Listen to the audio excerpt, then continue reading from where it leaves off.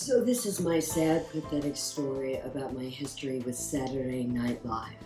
In 1985, I got the call that I had been waiting for since 1975. They called me into Saturday Night Live to come in and meet with the producers. Now, it wasn't Lorne Michaels at the time. It was some sports guy who somehow got the job as producer of a comedy show, and Bob Tisch, who I liked very, very much. Anyway, they had seen a tape of me from a comedy review called Strange Behavior that we did down on Green Street, and it was really kind of a really interesting tape because I got to play Jennifer who was 5 years old and possessed by the devil. And I played like a Ricky Lee Jones character. It was one woman's fight with her cigarette, her drink, and a bar stool, and I sang a song called New Jersey is a State of Mind. So they saw that, they flipped over, they could see that the audience was just loving it. And then Herb Sargent saw me in Mayor, where I played Leona Helmsley and an assortment of a lot of urban characters. So they called me and I had a great meeting with them, really, really great. They didn't audition me, they just talked to me, and they really talked to me like I was talented. It didn't work out. They kept me on a string for a while. It didn't work out. They hired Pam Stevenson. Like a year later, Herb Sargent wrote me a letter, which I can't fucking find, saying that they should have gone with me. Okay, so freeze on that moment. I'd say about 2 years later, I was starting work on Ryan's Hope again. And my first day back to Ryan's Hope, I swear I had at least 60 pages, most of which were monologues. It was a very, very difficult day, labor-intensive day. And, you know, I had the script for a while, but I was excited and great. Then I get a phone call the day before I'm to start work again saying that they really want to see me on Saturday Night Live because the casting person was still there. She loved me and she wanted me to come in. But of course I had to prepare something. What the fuck was I going to prepare? I already had 60, 80 pages of dialogue to do. So I figured, you know, I'll just baffle them with a little bit of bullshit.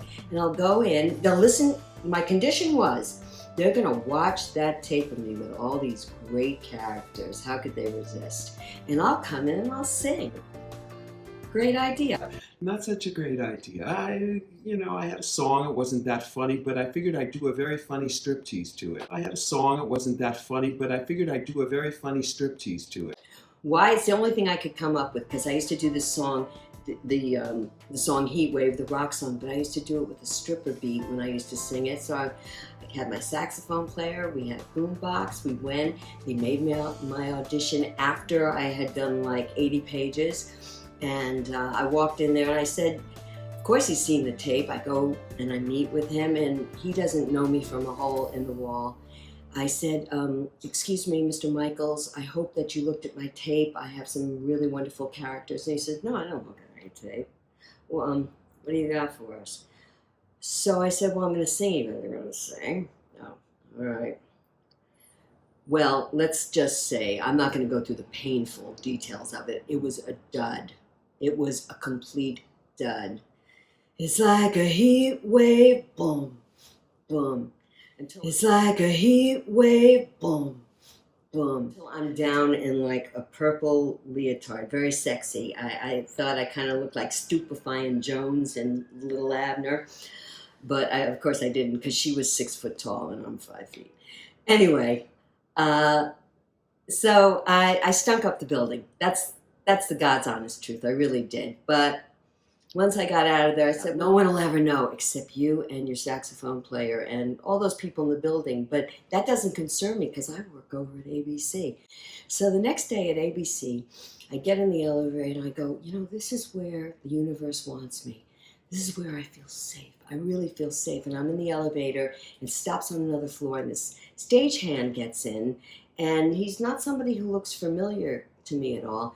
And he looks down at me and he goes, were you at NBC yesterday? And I went, uh-huh. You auditioning for Saturday Night Live? I said, yeah. He said, well, that's Stunk. That's Stunk. What were you doing? You know, we were all like, what is she doing?